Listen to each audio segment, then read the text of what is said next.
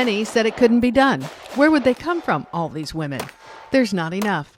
But the organizers of the first annual Brownells Lady 3-Gun Pro-Am Challenge said it could, and proved the naysayers wrong. Nearly 200 women showed up to shoot, amateurs and pros together, for a 2-day event making women a tour de force in 3-gun competition.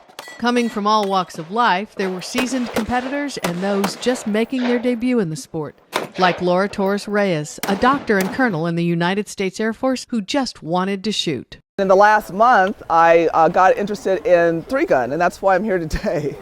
Jumped right in. Actually, interestingly, I grew up being a person that thought guns were bad and people with guns were bad.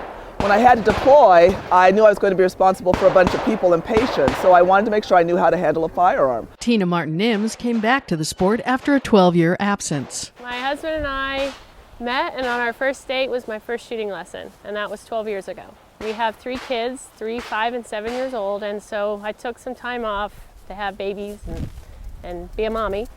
Shooting is a fun sport, and I enjoy it, so I'm starting to crawl back into it. It's not only a sport, but it also gives me a confidence to be able to protect my family. So I'm gaining different kinds of skills. Stand by. Pro shooter Carla Herzig came for another reason.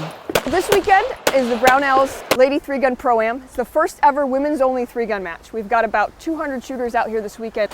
Some of the best lady shooters in the country and some people who've never shot a 3-gun match before. This is really exciting to me because when I started 3-gun 4 years ago, there were maybe 4 women shooting the game. It's good for the sport because women are going to bring their kids out, they're going to bring their families out, and it's also good for America to see women and guns being portrayed in a positive light.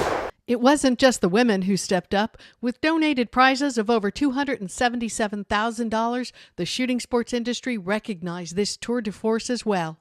Women 3-gunners are here to stay. And that's your quick hit from FMG Publications.